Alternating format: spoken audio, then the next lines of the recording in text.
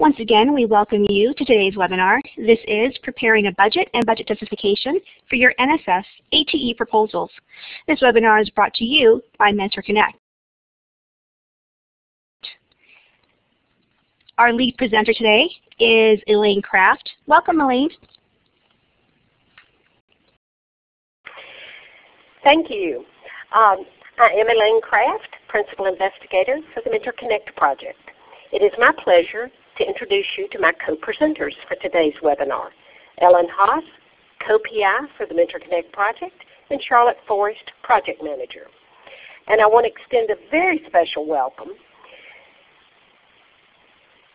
to our special guest, Dr. Celeste Carter, co-lead for the ATE program at the National Science Foundation, who will be on hand throughout the webinar to answer your questions. Ellen, Charlotte, and I will provide information about Mentor Connect and preparing budgets and budget justifications for NSF ATE proposals. I also want to thank our colleague, Mike Lasecki, and his capable team at Maytech Networks for facilitating this webinar. And of course, none of this would be possible without our funding source, the National Science Foundation Advanced Technological Education Program. As we provide information today, please remember that the Mentor Connect team is not speaking on behalf of the National Science Foundation. The opinions we express are our own. We will be sharing information extracted from NSF publications and from our own experience. Trust me, we've learned a lot from making many of the mistakes that we hope to help you avoid.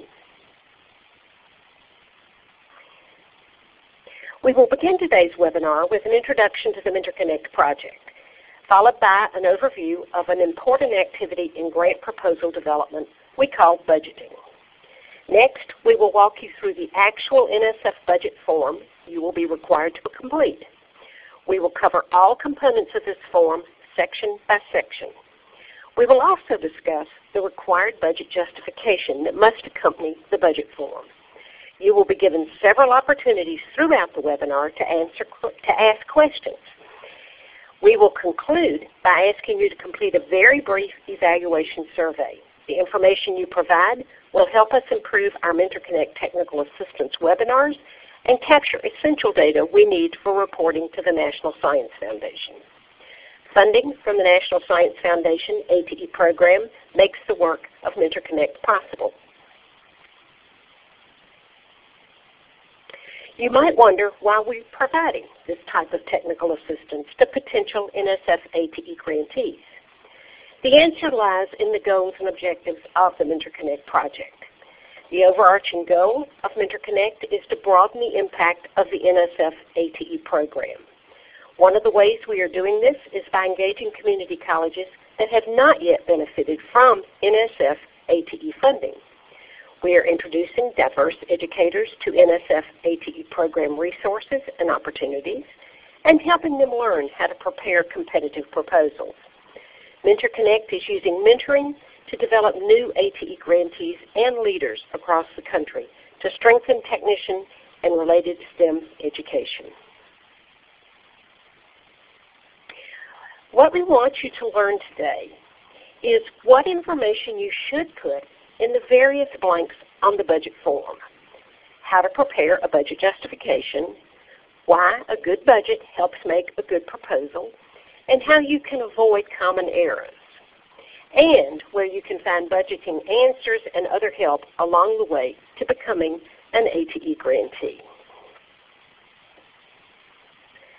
The budget form that I've referred to is an online form to be completed in the NSF FastLane system. The information you enter into this form becomes part of your overall NSF grant proposal. While it is permissible to submit grant proposals using grants.gov, we strongly encourage you to use FastLane for submitting grant proposals to the NSF. The budget section of the FastLane proposal submission process is designed to generate year-by-year and cumulative budget requests for your proposal. As you proceed, it calculates totals for the separate budget categories and by year. Once budget forms are completed for each year of the project, the automated system generates a cumulative budget for the proposal. The budget justification, however, is not a form.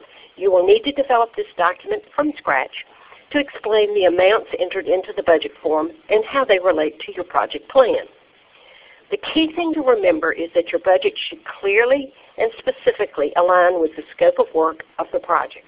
There should be a very clear link between the money being requested and what you're requesting money to accomplish.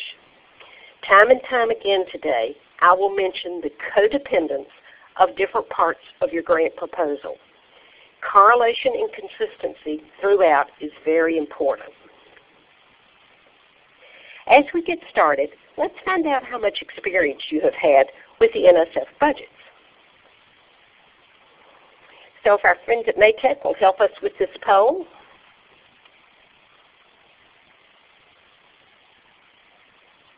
Looks like we're getting the answers here quickly. We'll give everyone about 10 more seconds to answer this, and then I'll go ahead and publish the results.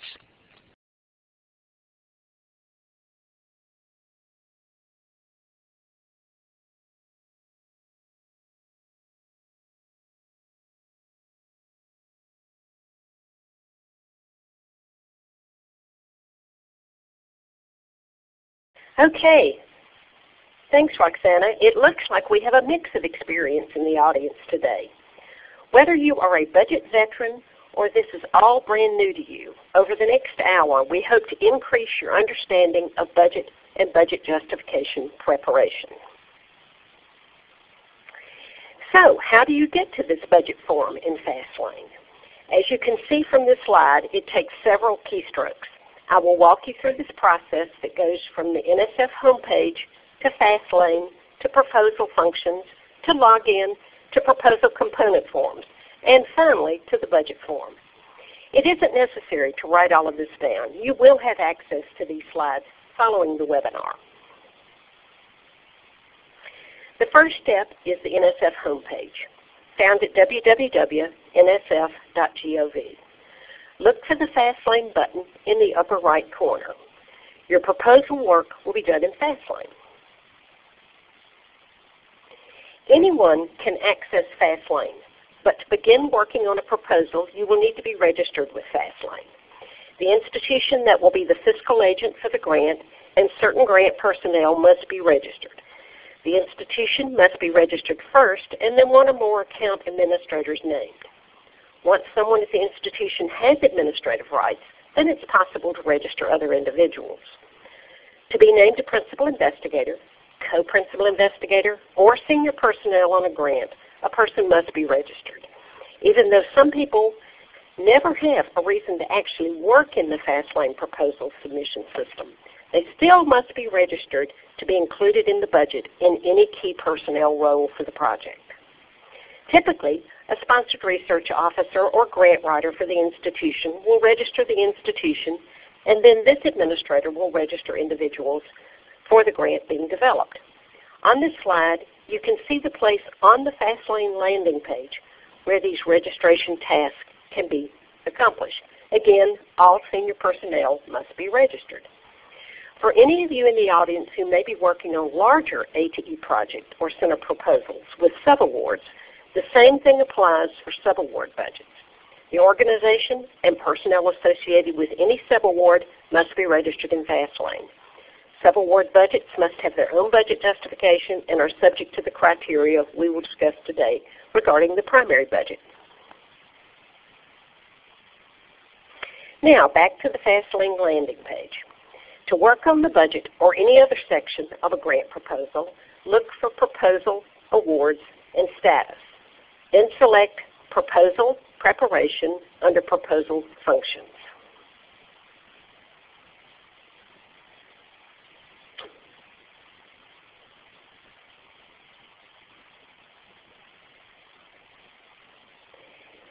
Next, you will need to log in. To do this, an assigned NSF ID number and password are required. The registration process generates an ID number, and the user sets a password to allow access to the system. Once you get an ID number and have set a password, don't lose either piece of information. That's very important. You will need your unique user ID and password time and again. It is a good idea to give your director of grants or someone else you trust a copy of your information. You will need to reset your password the first time you access the system and at least annually thereafter. Once you're logged in, then select Budget from the menu options.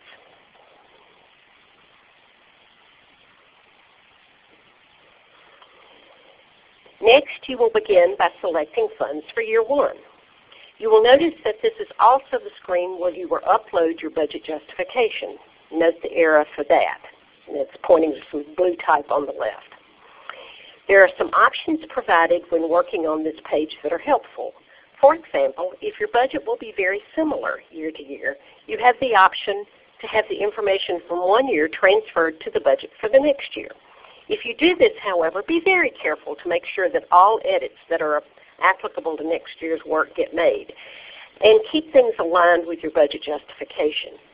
Realistic budgets are rarely identical year to year, but rather change as the project progresses and activities and anticipated costs change. To start your budget, you begin with personnel cost. The first information to enter about senior personnel, Section A of the budget. You don't actually enter the names on the budget form, but rather you select from a list of those who have previously been registered for your institution. You may only select individuals who have previously been registered in FastLane. This is just one of many good reasons for not doing your budget work at the last minute. If you discover that someone you need to name in the budget isn't registered, it will take some time to get this done, and only someone with administrative rights in FastLane can register the individual. The same is true for subawards. The subaward organization must be registered in FastLane, and all senior personnel included in the subaward budget must be registered with that organization. These are definitely not last-minute tasks. I've faced a crisis or two over the years with this issue, and trust me, it is no fun. My advice is that you have multiple people that you could include in your budget, so register them all. When you prepare the budget, you select only the ones that you want to include. You can also deselect a name if plans change, so don't delay in registering personnel in FastLane because you're not exactly sure who you want to include in your budget. Note the Calculate option that will appear at the end of each budget section. It is helpful to keep an eye on calculated totals as you go along. Be aware, however, that the Calculate function does not save your information should you exit the system. I will show you where you have the option to save your work. There is only one Save command key on the budget form, and it is at the very bottom of the page. After each section of information is entered, scroll to the bottom to Section L and save. If you do this, you can come back to the budget at any time, and previously entered information will be waiting for you. Forget, and you get to start all over again. So it's worth remembering to scroll to the bottom of the page and save all the time, very often. Now, I will walk you through several additional sections of this budget form.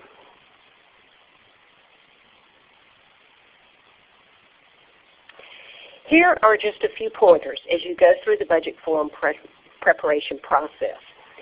First, the form will be in the same format for each year. So once you've got it figured out, that's a good thing because you can do the same thing year after year. Subtotals and totals are calculated automatically provided you select Calculate, and at the end of the page, click Save. The FastLane system will transfer totals in each category, and it prepares the cumulative budget page for you automatically. This is not something you have to do.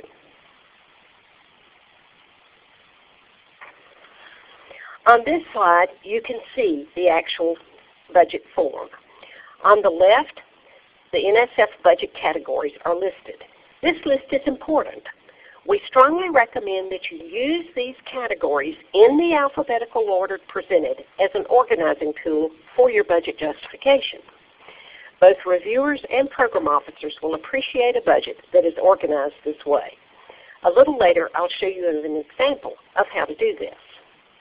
These NSF budget categories are likely to be different than the budgets you may work with at your college.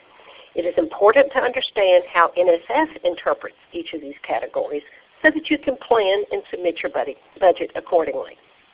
Once funded, you will then need to work with your business office to develop a clear crosswalk between the NSF budget categories and the budget codes that will be used by your college. Now, let's look at the budget categories.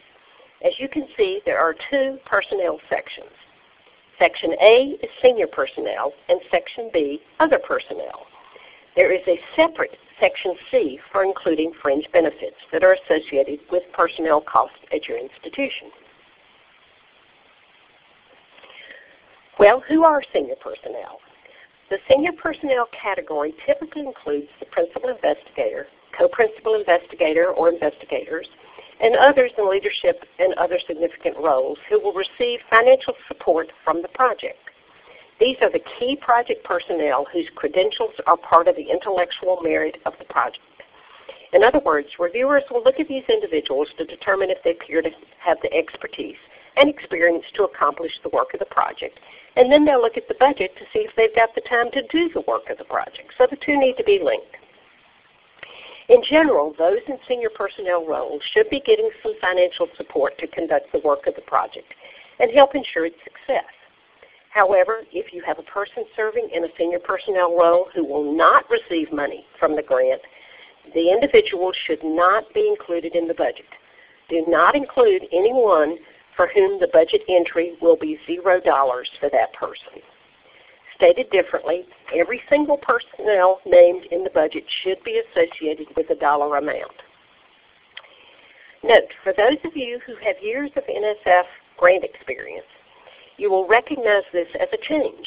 At one time, all senior personnel were named in the budget with a time allocation, even if there was no payment associated with that person's time on the project. This practice is no longer acceptable.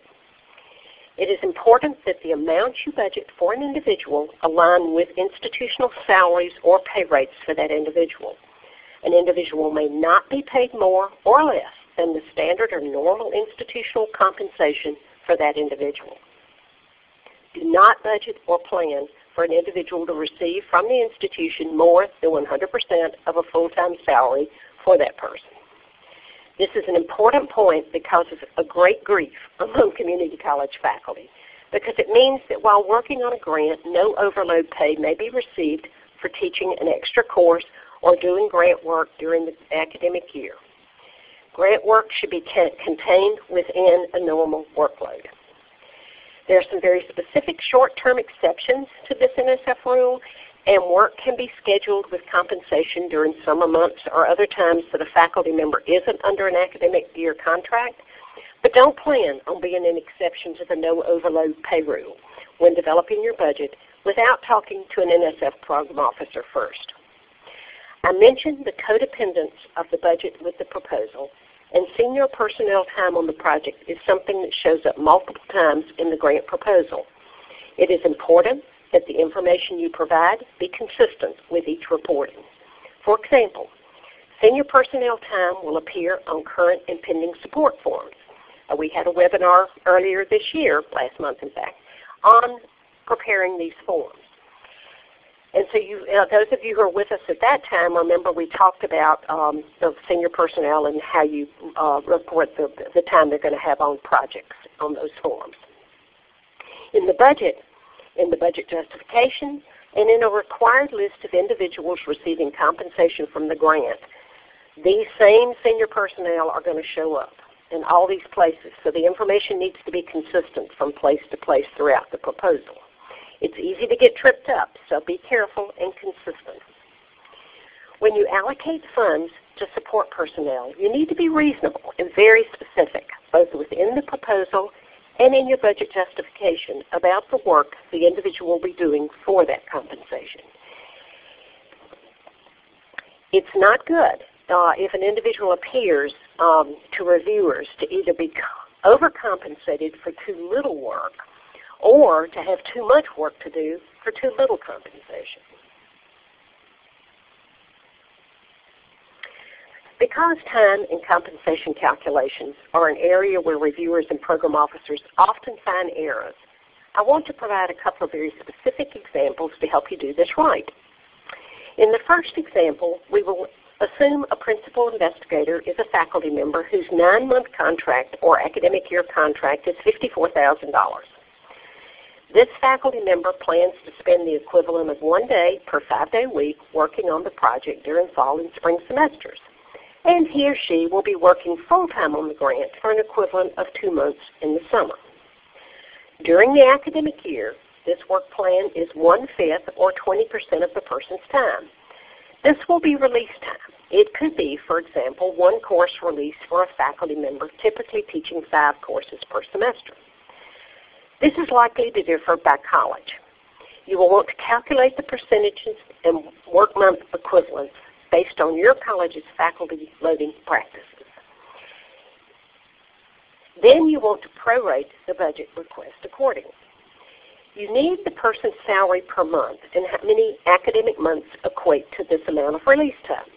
For the summer time, you just need to know what the monthly salary rate will be that you should apply.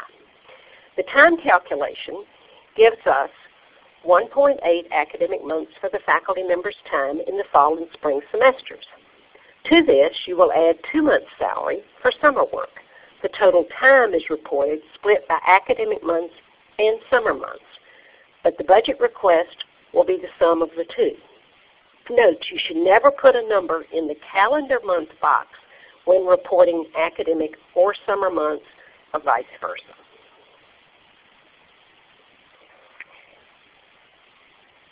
So if you look at this example I have on the screen now, you will see the little box where you're going to have, I'm going to see if I can get a little pointer going here.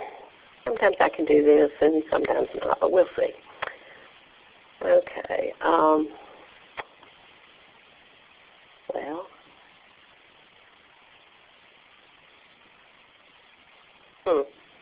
Well, I can't get it to point. Oh, there it goes.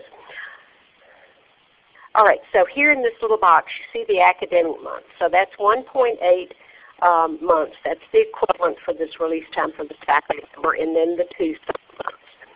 And down here at the bottom shows the way that this was calculated for the 1/5 of time during the fall and the spring, and then the 2 months of summertime, and how that amount was actually calculated.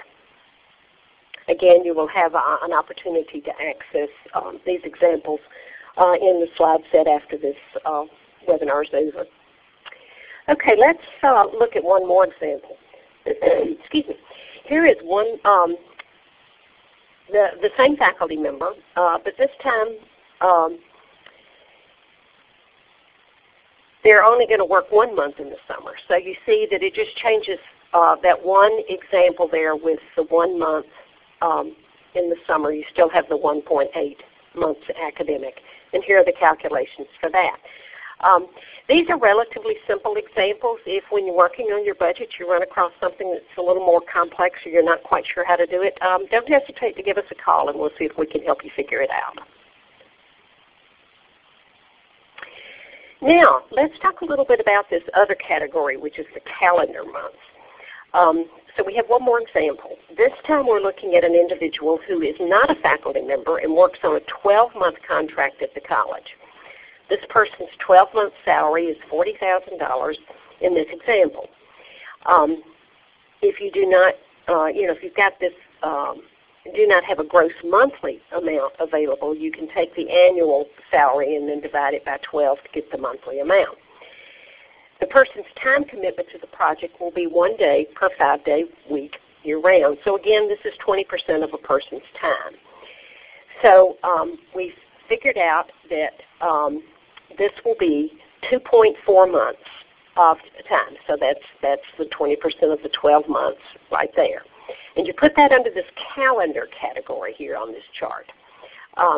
Note that when we put a time in that calendar category, you need to leave this academic one and the summer one blank.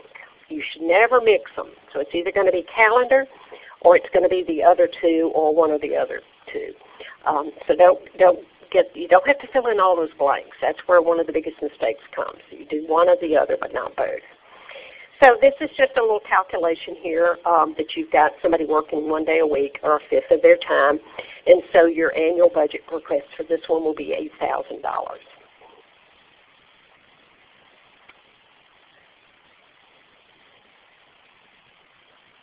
All right, so I'm going to turn it over now for a question. Maytech and Dr. Carter, let's see if they've been paying attention. Hi, Elaine. Right. The first question that we have for you, I'm sorry, this is a polling question, correct?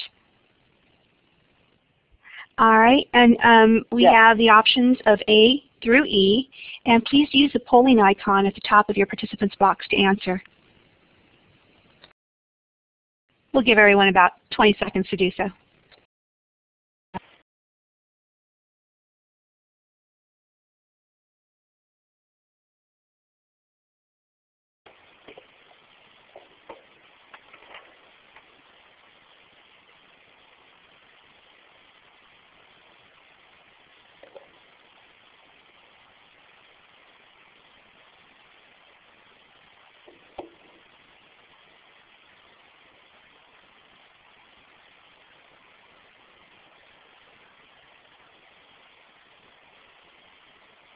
All right, I still see a few people answering, so we'll count down before we make our results public there. 5, 4, 3, 2, 1. Get your answers in. There you go, Elaine.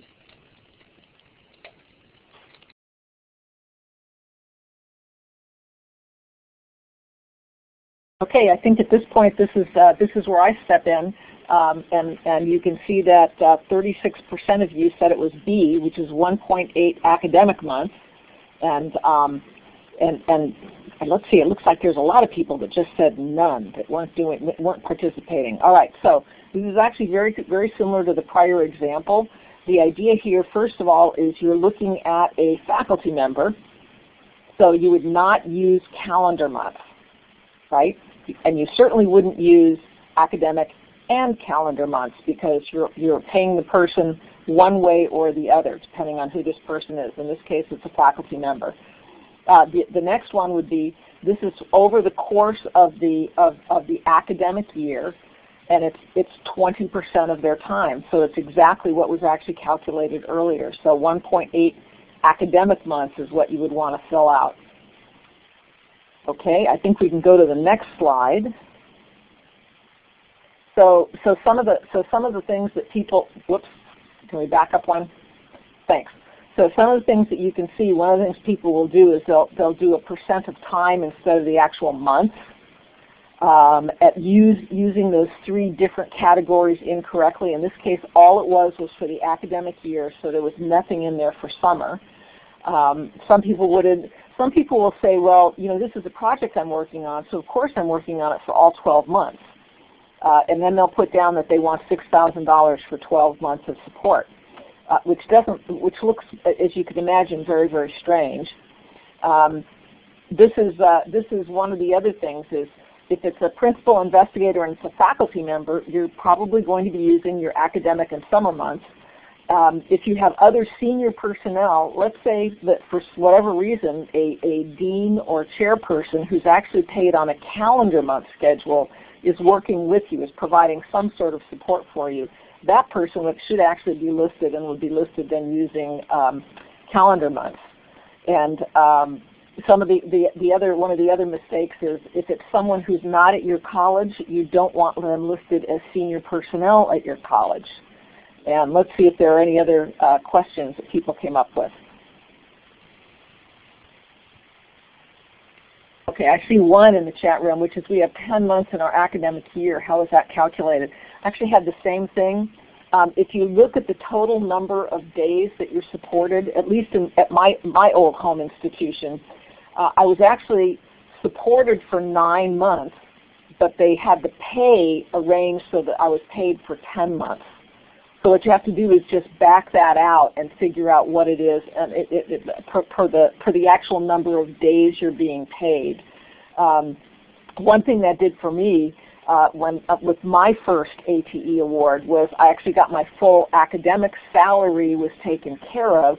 I asked for 2 months of summer support, and that worked just fine. I was really only asking for the support over the 9 academic months that was the contract number, even though I was paid over 10 months, and then the 2 summer months. One thing NSF does not allow us to do is, let's say you're paid over those 9 months, and there's 3 months where you're not doing anything. You can't ask for 3 months of summer support. NSF figures that everybody needs a vacation, so you can only request 2 months of summer support.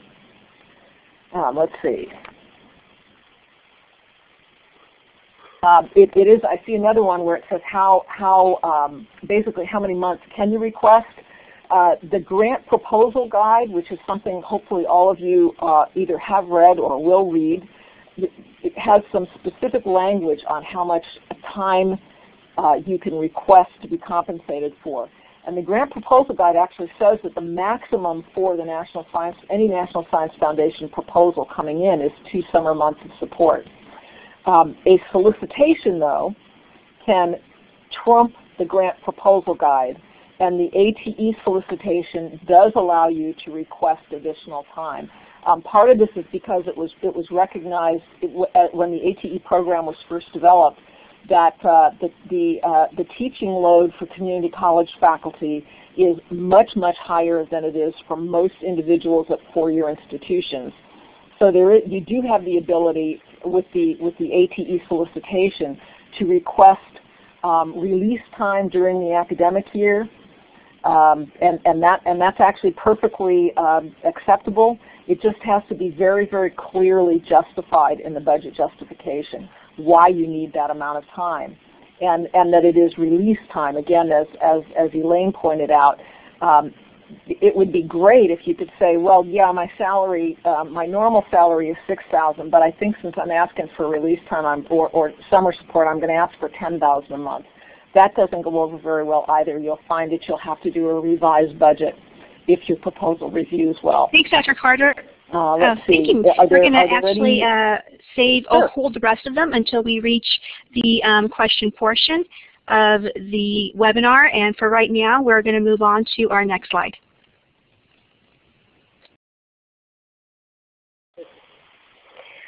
Okay, thank you. As you can see from this photo of the actual budget form, the Other Personnel section has several categories that are not likely to be applicable to the NSF ATE grants, such as postdoctoral scholars. You may, however, have other personnel or other professionals who will be compensated to help with your project. I've seen this category used for such jobs as a lab assistant, a webmaster, other technical support personnel, or a project coordinator. Secretarial or clerical support can be included only in very limited specific circumstances. The NSF Grant Proposal Guide, Chapter 2, Section G on Budgets and Budget Justifications provides specifics. To be eligible, the work must clearly support the work of the grant and be distinct and distinguishable from functions that are normally performed by the college. In most cases, indirect costs are designed to cover this expense. Be aware that students are typically paid hourly rates and time is capped at 20 hours a week during the academic year and 40 hours a week in the summer. The total amount to be paid based on the hourly calculations in the budget justification will be inserted on this form. You will not include bios for individuals budgeted in this category. Again, consider the type of contract the person has with the college to determine the time. If the person is on a 12-month contract, use calendar months, and on a separate academic year or summer contracts, you would use those categories. Once you have entered all personnel salaries and wages, the next thing you calculate is fringe benefits, and that will be added to the amount. On this slide, you have only one number to insert for total fringe benefits on the salaries included in sections A and B. The way that you calculate fringe benefit amount should be included in your budget justification, giving your institutional's fringe benefit rate and other details that will explain how you came up with the net number.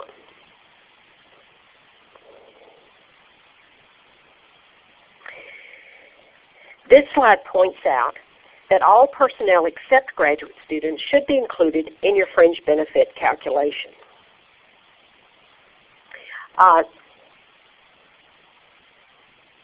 Now, I think we're going to have a chance for some more questions.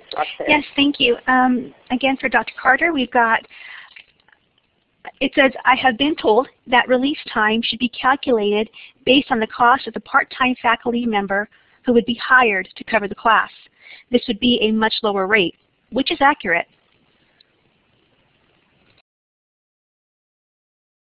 I would say that it's your release time. So in that sense, it provides additional funds for your institution in hiring someone as an adjunct to take your place in the classroom. But that might be something that's up to you. And I might defer to Elaine Kraft on this one. Elaine, have you addressed that question before? Yes, and you can. It's been my experience that you can do it either way. If your budget is really tight, you can just budget for what the adjunct will cost you. But if you budget for what the prorated amount that your faculty that you're releasing is, sometimes it gives you a little bit more latitude to hire a little bit more lab support or something like that. It gives you just a little bit more personnel money to help get the work done. Thank you, Elaine. Then we have, can we utilize required community service hours for faculty as release time for grant work and include in the budget?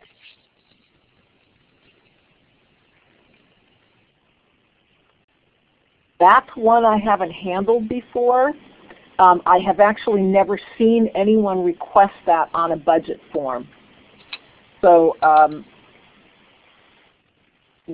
I'm not actually sure how to answer that one. I do not believe you can use community service time.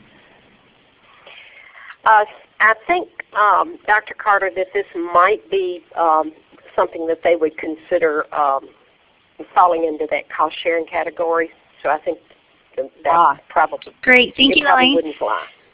The next question I have asks, where do you put a co-PI from another institution?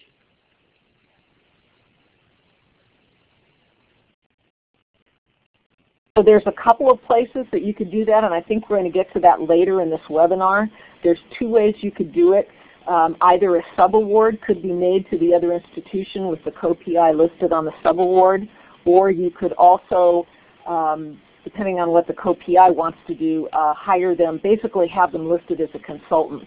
But I think we're going to do have a lot more detail on that coming up. A couple more here. I have, how long is a one-course reduction?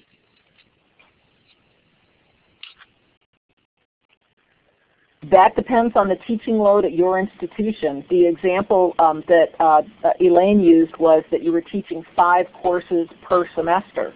So it's going to be different for every single institution across the United States. You need to just find out what is, well, and you probably know that. What's your full-time load? How many courses is it? And then you calculate. Perfect. Thank you, Dr. there. Carter. I have, can my institution waive any of the indirect costs? Well, I think we all wish that that could happen, and it used to be that people could actually negotiate with their own administration and say, gee, I know our indirect cost rate is 78%, but I won't be able to do my project at that, so how about if we only ask for 20%? That used to go through at the National Science Foundation, and a few years back they said that that would be considered as an in-kind match. So that's no longer required. You do have to use your fully negotiated federal indirect rate. As far as how you work with your institution as to how those indirect funds are used, that's completely up to you, but a program officer will just ask at any time that the fully negotiated rate is there on those budget pages. I've got 3 more that I think we'll go ahead and pose, and then we'll save any additional questions for the next Q&A session. Right now I've got, how are folks not employed by the college included? Usually that would be in the consultant category. And I also have, are PIs, co-PIs, required to be full-time faculty? Not necessarily, but if you think about an important issue even as you're crafting your proposal, is what would be sustainable in the post-award time frame.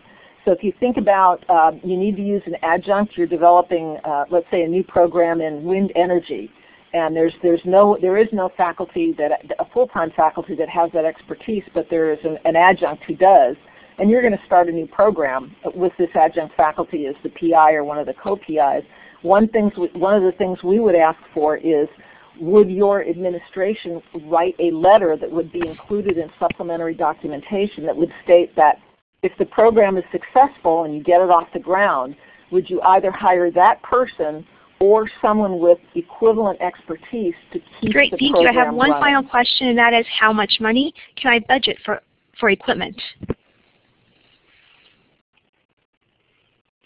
In the solicitation for the ATE program, it gives a $200,000 max, except for the case where a single piece of equipment costs that or more than that, at which point you want to contact a program officer immediately and tell them what's going on and ask that there be a waiver if you do need to ask for a very, very expensive Thank you, Dr. equipment. Carter. We'll save additional questions for our next break, and we'll move forward on to our next slide.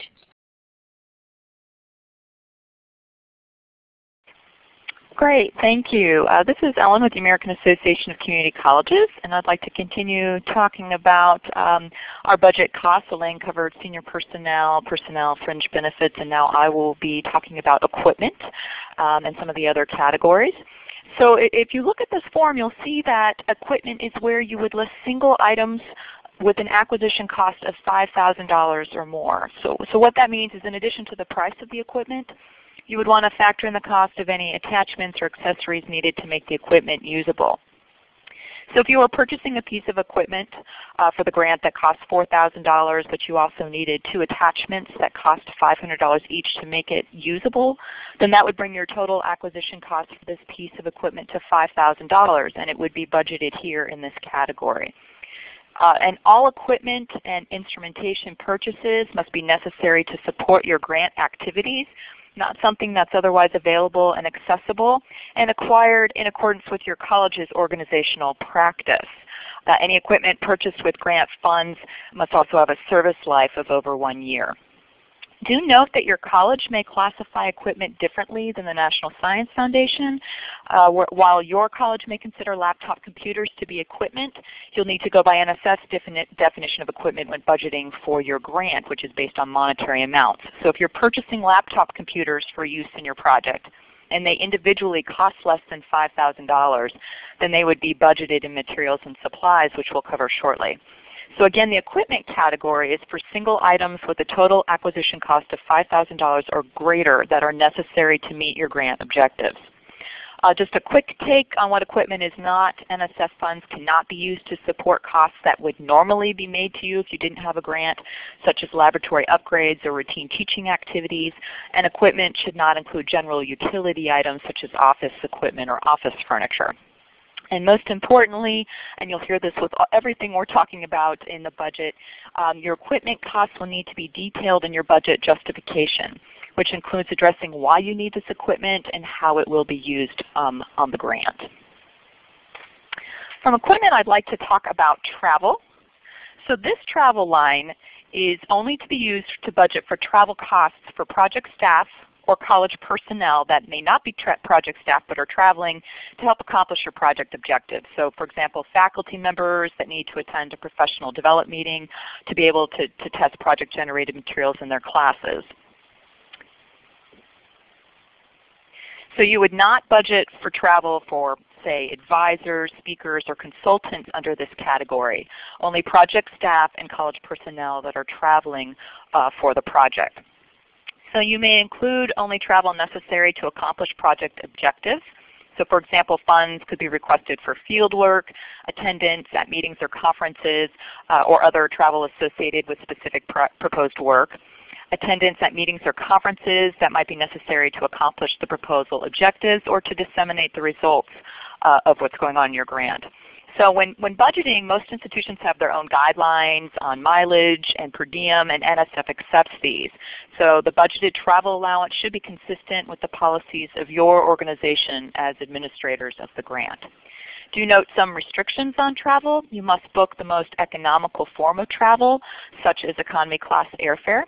And you'll want to detail your travel expenses in the budget justification and include accurate estimates. So for example, if you're budgeting to attend a conference, you'll want to include the actual hotel rates, the number of nights you need to stay. You'll need to search airfares for the time frame of traveling and include them, and be sure to budget for meals, ground transportation costs, and other incidentals. And a very important consideration is that it's unallowable to use federal funds for alcohol or for entertainment costs. So you definitely don't want to include those in your budget. And if your project objectives require foreign travel, you must travel on U.S. carriers if they're available. And for the purposes of budgeting, travel to Canada, Mexico, and Puerto Rico are considered domestic travel. And this travel line is also where you would budget as new PIs to attend the National ATE Principal Investigators Conference, which is held each October. And it's a good idea to include funds for at least 2 team members and up to 5 to attend the annual ATE PI conference. So if you're applying for an ATE grant in October 2015 and it's funded, you would be expected to attend the 2016 ATE conference. AACC actually hosts the conference and provides some assistance by covering the cost of registration and 2 nights lodging for 2 people per ATE project or center. So you'd want to consider budgeting airfare and other travel costs to and from Washington, D.C. for at least 2 of your team members to attend.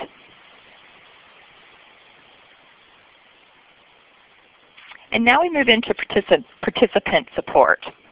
So if your college is planning to host or offer conferences, meetings, training workshops, or other short-term instructional activities as part of your grant, then the cost to support those participants or those trainees at those events would be budgeted here under participant support. So participant support costs can be used for stipends, travel, and other related costs to support attendance at workshops or conferences. And it's important to distinguish between participants and project staff. Participants are not employees. They're individuals who are recipients of service or training provided by your college's funded event or training activity. And while participants perform no direct work for the project, they're still a vital part of your grant activities, and you can certainly require them to complete training activities, complete surveys, and provide input to be eligible to receive the stipends or travel support offered by your grant. And here's the actual form you would enter participant support costs, and you can see it's broken out into 4 categories. So when budgeting, you need to consider that all participant support costs must be reasonable and limited to the days of attendance at the event, plus the actual travel time required to reach the event location. So, and again, support costs should conform with the policy of your college and your college's travel policies. You'll need to provide detailed information under these categories. So for stipends, for example, you need to provide the stipend amount that each participant would receive and what expenses you've figured into the provision of that stipend. Under travel, you need to explain the purpose of the travel and the time allotted, and again noting the difference between travel in Section E, where we're budgeting for college personnel, project personnel, versus the travel under participant support, which is for your participants or your trainees. In other subsistence, you need to provide the amount allotted for subsistence, which can be a food per diem, and again specify the period for which you're providing that assistance. You'll also need to consider that if meals or lodging are furnished without charge or at a nominal cost to the participant, such as having some of those costs included in a registration fee, then the per diem for subsistence would need to be correspondingly reduced.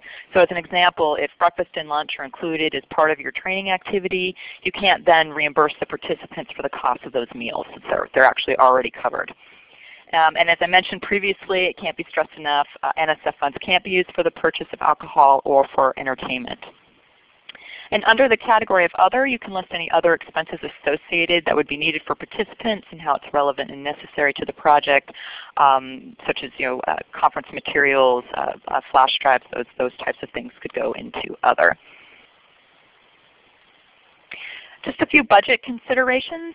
You definitely want to specify the number of participants to be engaged in or served by the project. You don't want to include a large budget amount for participant support and then not estimate the number of attendees that you're actually targeting with your work. And also note that participant support works a little differently than other budget categories. Money can't be transferred out of this budget category without NSF approval. So you really need to be thoughtful about budgeting and participant support. And I'd actually like to turn it over to Celeste to give you a little bit more around participant support and some program officer tips. Great, thank you, Ellen. So just a few tips, as you see on this helpful tips, used primarily for people not at your institution. So what's a good example? Well, maybe part of your project is that you've developed some curriculum, and it's let's go back to wind energy. You happen to know that you would like to do a summer workshop around the materials you developed as part of your dissemination plan of telling other people and getting other faculty up to speed on using the curriculum that you've developed. So you could have a summer workshop, and that would be adding value to your project because it's part of your dissemination plan. It can include stipends depending on how you've worked things out for high school teachers and students. If this was something that was going to happen during the year, I was thinking one other thing you could put in other, potentially as a draw or to help high school teachers to be able to attend. You might be able to include and justify the fact that you would want to provide a high school teacher with an amount of money to pay for a sub so that they could actually attend. You can include stipends, but a lot of times traveling to and from is more important. Again, the food is there. Be sure you do put in that estimated number of participants because it really does look funny when you have $30,000 of participant support and you're actually supporting 0 participants. So that's definitely something to think about. Every once in a while, people will do developing a curriculum module, and one of the things they'll use is some of the materials and supplies and other so that they can send the faculty or teachers back with enough materials to at least implement what they've learned at least one time. That might be something you want to consider. This is, again, just to say that this is a category where let's say that you were going to do summer workshops and you found out that due to where you are just geographically, instead of getting 25 people per summer, you actually were only able to bring in 15. So towards the end of your award, you're actually going to have extra money in there, and well, you could do an extra summer workshop, or you could create a notification or request to your program officer, have that formally submitted via FastLane, and the program officer would look at your justification where you said, gee, thought I could bring in this number of people, actually brought in less. Turns out something that's very important is providing more materials and supplies for a small number of faculty that want to implement this a second time and they're not quite at the point where their own institution is going to do this. We'd like to move those funds out of participant support to do something a little bit differently with them. Or we have a new consultant that's come on that's really got something value added to this project. So you put in that request, and I think as long as it's reasonable, your program officer is going to say they recommend approval of this, but it is something you want to be aware of that you do need to do. Now let's say you had 25 people and you end up with 45 people each summer. No problem with you and your financial people moving funds from other lines on your budget into participant support. It's only if you want to take money out of participant support. And that really is the only line that NSF has any authority over. Thank you, Celeste. I see that there's some great questions coming in through the chat box, and we will address them on our next question break. I'm going to quickly go through highlighting the rest of the direct costs, and then I think we'll have an opportunity to get to questions. Wanted to move to our other direct costs here, which you can see are materials and supplies, publication costs, consultant services, computer services, and subcontracts. And you need to identify and itemize all anticipated direct costs in your budget justification. Moving to materials and supplies. So these include items that are project specific and demonstrated as necessary to run the project that cost $5,000 or less. So we talked about equipment costs being those single items that are $5,000 or more. Things that are under $5,000 would be listed here in material and supplies. So for example, if you're purchasing 20 computers at $800 per computer, the $16,000 would still be listed under materials and supplies as the individual cost per unit is under $5,000. And note that NSF, again, doesn't allow for the purchase of desks or office furniture or general office supplies that are not being used exclusively for the project. Materials and supplies need to be directly tied to the project and can include items such as plasticware, chemicals, project-specific office supplies, etc. Moving on to publication, documentation, and dissemination. So funds may be requested related to documenting, preparing, publishing, and sharing findings and supporting materials coming out of your grant activities. So the following types of activities, from reports, editing, documentation, creating of web pages, production of posters. These are all things that could fall under publication and dissemination. And as another example is new ATEPIs. You'd be expected to attend and eventually participate in a showcase session at the annual ATE conference to share strategies and resources coming out of your projects. And funds in this category could be used to develop an exhibit or a poster or other materials to disseminate information on your project outcomes. Moving to consultant services. This is where you would budget for people that are working on your project but are not a part of the project staff. So those individuals that are paid a fee for service as external contractors.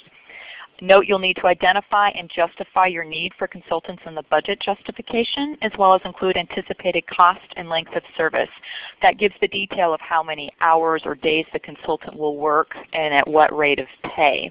So Celeste mentioned this is one place where you could put in a co-PI from another institution. So for example, if you have a consultant listed as $6,000 in this budget category, you'd have to define that. It might be 10 days at $500 a day plus $1,000 for travel expenses, or 60 hours at $80 per hour plus $1,200 for travel expenses. So you'd need to include this level of detail when budgeting for consultants. In addition, you can't budget to pay a consultant more than their reasonable and regular rate of pay. An external evaluator is often budgeted as a consultant to the project. You can see here some average ranges for how evaluators can be budgeted and some components to think about when budgeting for evaluation: time, travel, materials, and any institutional indirect or overhead related to that. Mentor Connect recently held a webinar focused on small grants and developing evaluations around them, so high impact, low cost evaluation for small projects. If you did not participate on that webinar, we highly recommend you view the PowerPoint and the handouts and listen to the recording. Links on where to get that information are included in follow-up from this webinar, as well as could be found on the Mentor Connect website. So that's a resource available to you as well. Computer services. So the cost of computer services may be requested only if your existing institutional policy is to bill computer services as direct costs. And justification of an established computer service rate at your institution, your organization must be included. Computer services can include things like computer-based searches for data and other information, just to provide an example of what this category might mean. But general purposes computer equipment such as word processing should not be requested. Subawards, Celeste made a reference to subawards as another place where you could budget the participation of another organization. New grantees are not likely to have subawards, but some of you may, and certainly larger projects could include subawards. So we'll spend a minute going over this budget category. So subawards are used to fund a discrete portion of work that is carried out by another organization. And the subcontracting PI is responsible for the work proposed in the subaward. And the subawardee is responsible for management and oversight of the subaward budget, but it's the prime institution, which would be your college. You're ultimately responsible for all the project work on your grant, including your subawardees. Do note that subawards require separate budgets. So on the main budget form, you would list the total annual subaward costs, but your budget justification must include details on the subaward, including a description of the work to be performed and a clear description of the basis of selection for the subawardee. So subawardees are named on the budget, and a separate budget for each subawardee must be included. And in addition, in order to list a subawardee, that organization needs to be registered in FastLane. So you'd want to get that completed as well. Under this category of other direct costs, any other direct costs not previously identified would be included here and detailed and itemized in the budget justification. So costs necessary to perform the project but not listed elsewhere in the budget would go here. Examples perhaps include other materials and supplies for work conducted in the office or lab, meeting costs such as conference registration fees, or travel for advisors or National Visiting Committee members as some examples. And at this point I wanted to, we'll have another poll and we'll have Celeste answer this, but I'll pose the question. So J.K. Smith at XYZ University will be your evaluator, so how should this person be compensated? So where would you essentially budget them in your grant? If you wouldn't mind using your polling buttons and answer A, B, C, D, or E, and we'll ask Maytech to run the poll and give us the results, and then we'll have Celeste chime in with the answer.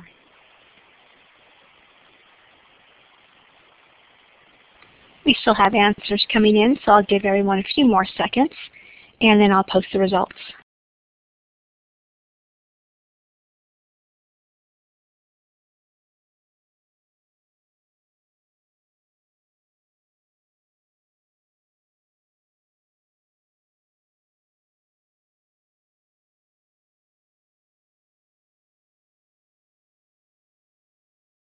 Okay, so a majority of you picked A, which is as a consultant.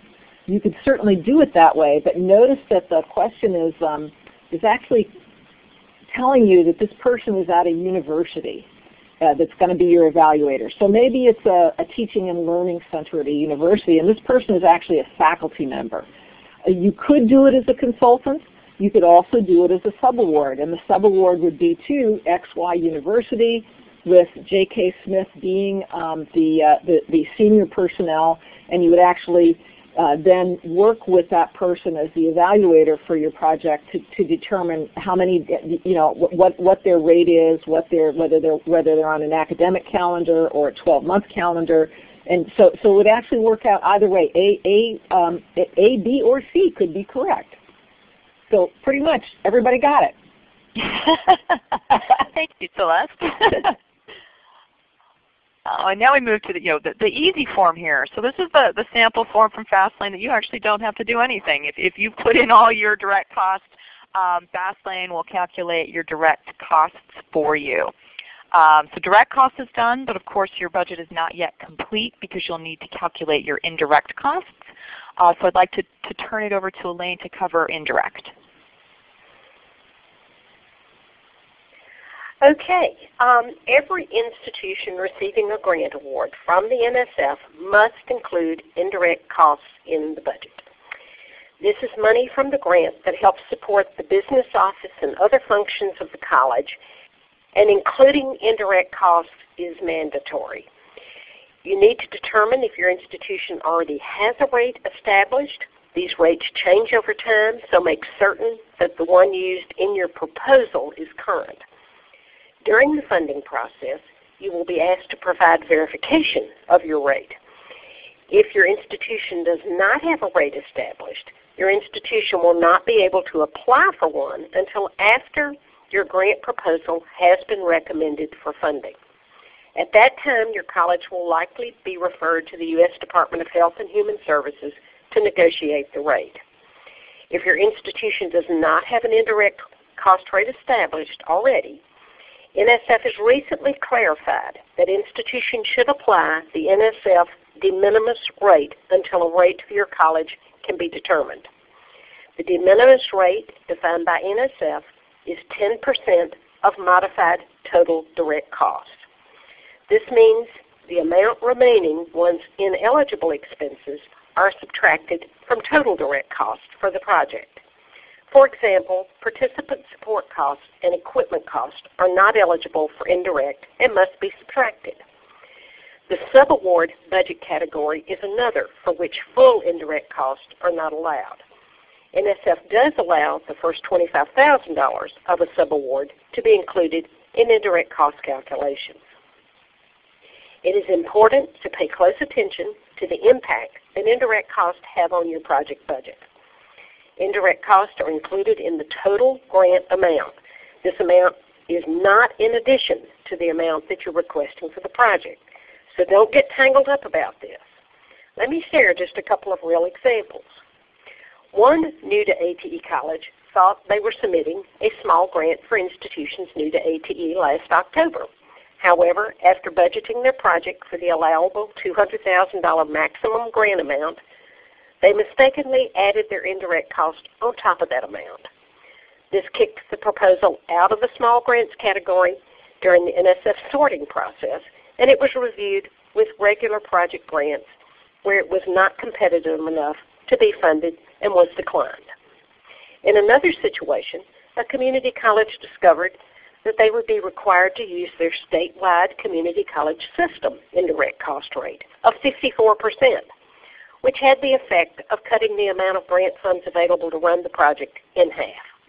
This had a huge impact on their project plan, and they didn't find this out really early. So you need to figure out what your situation is as soon as you can on this, because it does make a huge difference. Reworking a budget to accommodate indirect cost is not uncommon. For determining the indirect cost amount for your project, you will need to determine something called a base amount for the indirect cost calculation. Indirect costs are typically either based on an institution's personnel cost or on the cost of all institutional operations. If based on personnel, which is the most common, then the base will be the total for personnel salaries or perhaps salaries and fringe benefits that you're requesting in your budget. If the indirect cost is based on institutional operational cost, then the calculation is a little more complicated.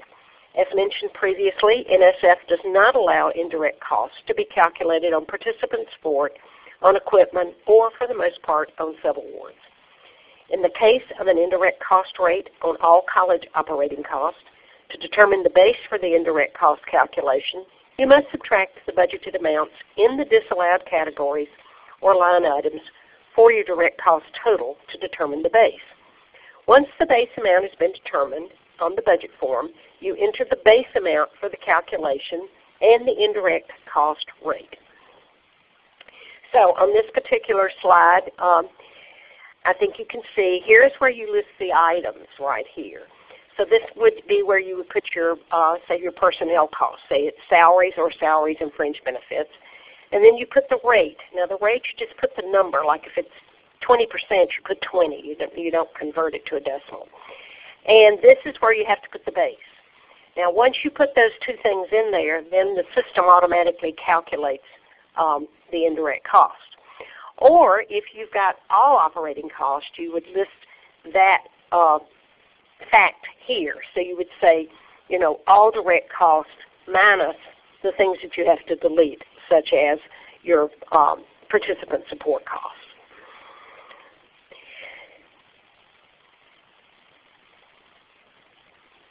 So once the base amount has been determined on that budget form, you enter that base amount for the calculation and the indirect cost rate, and then the budget form will calculate the indirect cost for you.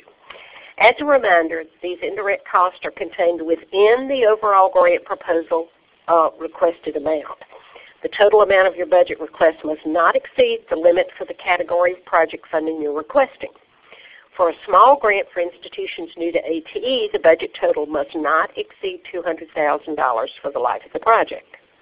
It can be tricky to get all of this worked out right, which is one more reason not to put your budget work off until the last minute.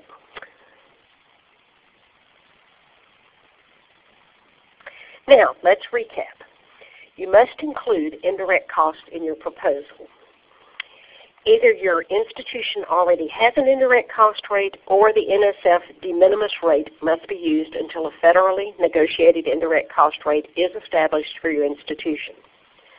The categories of costs to be used for determining the base for your indirect rate calculation are determined when the rate is negotiated. So your indirect cost rate document that you get when this is done will tell you what it is based on. If you use the NSF de minimis rate, the base will be determined by a calculation of modified direct costs. And that means that some NSF budget categories or line items are not eligible for indirect costs. Now we're getting to the bottom line. When you select the Calculate button, the system will automatically determine the total direct and indirect costs being requested. Note that budget category K, residual funds, is not applicable to NSF ATE grants, so you can just skip that section.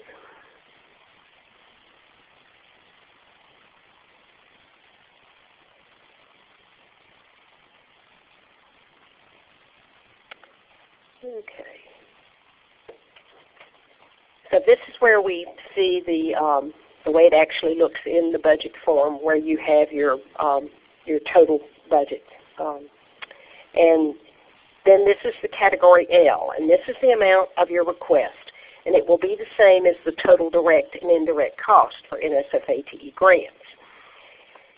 After completing all of this work, like magic, voila, you have a budget. And it's neatly formatted in the budget system. Each year's budget will look like this, and then the cumulative budget will show all years and an overall total for the budget requests. Let's see, I jumped ahead a little bit too soon. Let me go back. There we go. As you can see, the budget form does not provide any way for you to provide details about why you are requesting these funds. You will prepare a budget justification for this purpose. This is your chance to demonstrate that your budget is right for your project. It is important that reviewers conclude that you are not asking for too little nor too much money to accomplish the work plan that you've described in your proposal. The reason you are requesting funds for various purposes should be logical. You should never ask for money in the budget that does not tie directly to an activity or something or someone that you've described in the project description. The budget and budget description should be mutually supportive. You are allowed up to 3 pages for your budget justification. It is uploaded separately within the budget section and is not counted towards any other page limits in preparing the proposal. There is no specific format required for a budget justification, and I will share some commonly used formats for this. I think I'm going to skip ahead from that for just a minute, and we'll go back to questions in a minute. For some general pointers on your budgeting, you want to think about the costs that are associated with everything that you're planning, and carefully align your activities with corresponding budget amounts that will make the work possible and reasonable. Once you've prepared it, you want to convert your budget justification into a PDF document before uploading. Even though the FastLine system will convert documents to PDF for you, if you convert it yourself, then you have a better feel for what it's going to look like once you've uploaded it. Sometimes funny things can happen to special characters when you upload files and get them converted. So even if you have converted it yourself and upload it, make sure you take a look at it so that it looks right and that you have not exceeded the page limit. So you see you've got a 3-page limit for your budget justification. And there are a couple of formatting options for doing this. I'm going to cover only the narrative format. Again, you want to make sure that everything ties to your project description and that you're not asking for too much or too little. You want to devote time to your budget development. As Ellen Haas mentioned earlier regarding travel costs, you want to do your research. Don't just guesstimate and throw numbers in there. Make sure that there's some real basis for the dollars that you're asking for. And as a grant writer told me many, many years ago, NSF does not fund, etc. So be careful that you outline what you want to spend money on and not just and so forth and so on or etc. or something like that. That usually doesn't fly. And you want this budget to make sense to the reviewers. So ask yourself the questions that you would ask if it was your money that someone were asking for. You know, how much do they want? How did you calculate it? Who's it for? What are the items? You know, what are you going to do with it? And for how many people? We talked about making sure that you put the number of participants when you're asking for participant support dollars, and explain your cumulative amounts. Now, here's an example of a narrative budget justification. I've got 3 pages here just to show you a few things about the kinds of details that people will be, reviewers and program officers will be looking for. In this case, you've got a college that's in the small grants category requesting $199,896. In the senior personnel, they tell about who's going to be working and what they're going to be doing for the money that you're asking for. You've got other personnel, and you're explaining specifics about what those people are going to be doing and how much money you're asking each year for that. And then we've got the fringe benefits that are associated with the salaries that are being requested.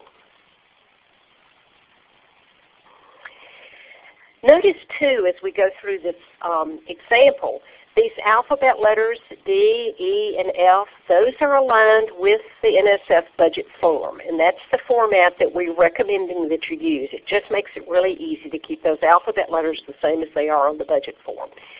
And in a case like equipment, in this case, this particular project is not requesting equipment. The alphabet letters are there anyway with none written beside it, so that it just keeps all your alphabet letters straight and is really clear. For your travel, as was pointed out earlier by Ellen, we've got very specific information: how much for airfare, how much for baggage fees, how much for ground transportation, per diem, registrations, whatever is going to, your costs are going to be, are all outlined very specifically. In the participant support category, you've got your stipends here. You're talking about how many people are going to be there, and how much per person, and how many participants, and how that calculation was done. And the same thing for travel.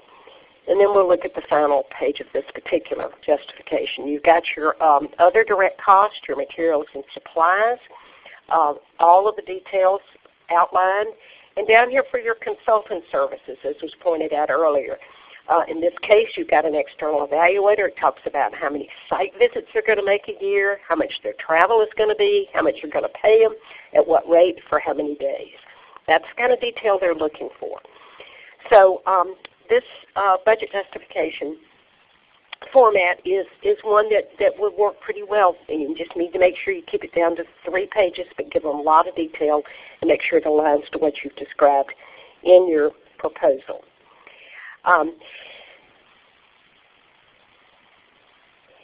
Now we're going to go back to Dr. Carter to talk about some common budget justification mistakes and take some more questions. Okay, so I think everybody can see very quickly. Here's a few tips. You don't want it to be too short or too long. One of the things that we didn't discuss is if you are going to use a subaward can have its own budget justification. So you can have 3 pages for your budget justification. And if you have a subawardee to another community college or a 4-year institution, and they can also have their own budget justification. You will absolutely be asked, if you have consultants, why you haven't specified the amount of time they'll be spending on the project and what their daily rate is. Again, time for personnel. Let's say you just ask for someone to have 100% release time for their entire academic year, and you haven't really justified that. That's one of the things that will come back to haunt you. You will have to fix that. You cannot ask for overload pay, and I know this at times can be a real problem for full-time faculty who make their full salary each year by teaching overload courses every single semester. But it's something that NSF just does not allow. That's one of those ones you have to think about carefully as you prepare your budget. Don't just stick in dollars because you think that you could figure out how to use extra dollars. I always think it's very interesting when the budget maximum for small new to AT, it's $200,000, And amazingly enough, the absolute number shows up as $200,000 on that cover page, not $197,900. It comes out exact. And believe me, we will carefully look. The program officers really spend a lot of time looking at the budgets. Another thing to avoid is a lot of to be hired on your budget. If you are going to have to hire someone, in supplementary documents, provide the reviewers and program officers with a job announcement. What kind of qualifications would you look for in this person? Perhaps you have somebody that you already know you think you would hire. Should this proposal go forward to an award, you could actually name that person and state that. This is an example of a person with the correct qualifications that could potentially be working on this project should it go forward to funding. And then part-time faculty, again, they're not participants. Usually they are not consultants. They are employees of your institution. So you include them appropriately using the pay rate that they are paid by your institution. I think that's most of it. I mean, it really doesn't work to try and pad your budget. You're going to get called on it, but you want to be accurate. One other point to make would be, and people haven't been doing this as much as they used to, if you are requesting equipment, go ahead and put down whether or not you've asked for an educational discount from a company. It used to be that people would say, we've checked out 3 different sources for this piece of equipment. Maybe it's an atomic force microscope or something. This is the company that has provided us the best educational discount, and this is what we plan to go forward with. Doesn't mean that your quote might have expired by the time you actually hear you have the award, but it shows the reviewers that you are thinking carefully about your budget. And I thought it was interesting when Elaine said, think about these questions as though you're asking them of using your own money. You are using your own money. This is our federal taxpayer dollars that are going to support all of these projects. So in a sense, we're all paying into these. So you really do want to think about that and think about it as you craft your budget and your budget justification. And I think I'll stop there and see if we've got time for other questions. Dr. Carter, we actually are running short on time, so I will ask one of the most popular questions, and it's, what happens if my college's indirect changes after I submit my proposal, either up or down? That's fine. That's really not a problem, other than it might be a problem for you as a potential awardee. Pretty much the National Science Foundation, hopefully as you all know, functions by merit review. So if your proposal goes forward and reviews well, you're going to be contacted by a program officer with a series of questions, usually some concerns and things that have arisen either during the panel review process itself or from the program officer's standpoint. We, as program officers, are told not to begin negotiations unless we are planning to make a recommendation to award. So if you get that email, that's the point in time where you're going to have a lot of work to do. You're going to want to answer as quickly as you can, but as accurately as you can. And if your indirect rate has changed, you can tell the program officer that and say, because of this, we really need to submit a revised budget to you. And there's no problem with that at all. Great. Thank you, Dr. Carter. Elaine?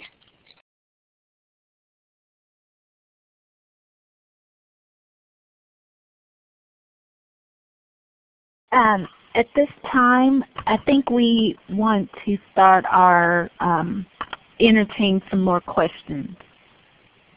Great. I will go ahead and answer the next most popular question, and it asks, if a course release is not possible for PI and co-PIs, is there another way to include weekly grant hours in the academic year budget?